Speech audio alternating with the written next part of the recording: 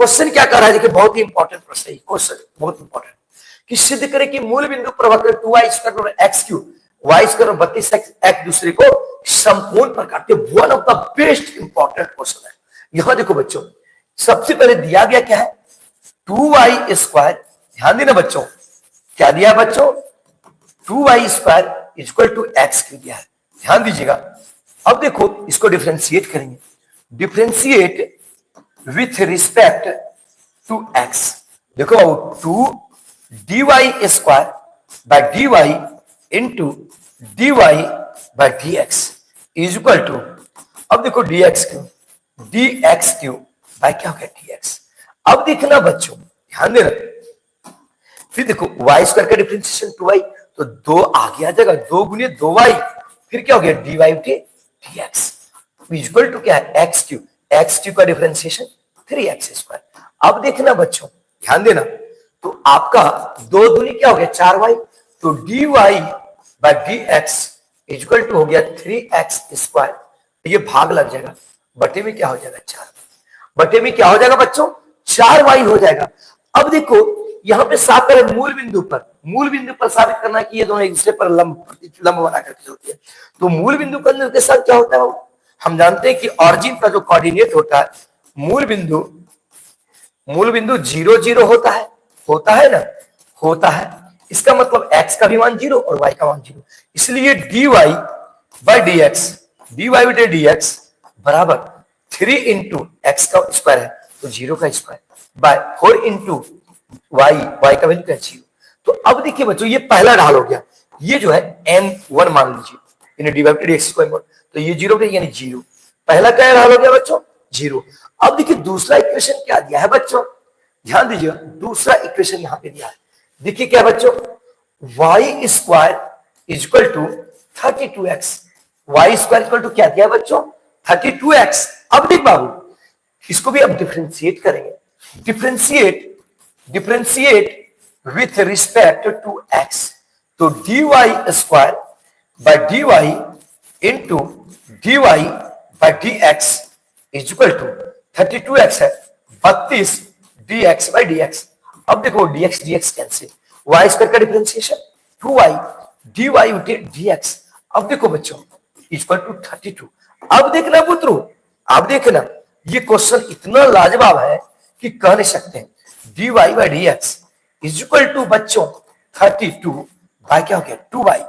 अब देखो 16 दूनी 32, 16 दूनी 32। अधिक से अधिक क्लास को शेयर कर दो बच्चे, और अधिक से अधिक आप लोग जुड़ने का प्रयास करें। dy बाय dx ये क्या हो गया 16/y। अब ये भी तो आपका मूल बिंदु से जा रहा है ना, ऑरिजिन से, इसलिए अब मूल बिंदु का निर्देशांक क्या होगा, इसलिए मूल बिंदु क्या होता है बच्चों 0 0 होता है, समझे कि इसका निर्देशांक।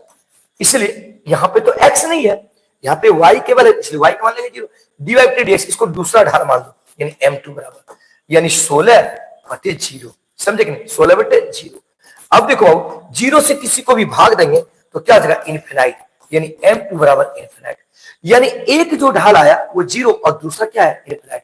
अब हमको सिद्ध क्या करना है कि ये दोनों मूल बिंदु पर लंब बनाते हैं। अब एक फार्मूला हम जानते हैं, हम फार्मूला क्या जानते हैं बच्चों, tan theta equal to m2 minus m1 by 1 plus m1 into m2, या m1 माइनस m2 बटे 1 प्लस m1 इंटू m2, ये tan थीटा बराबर जानते हैं।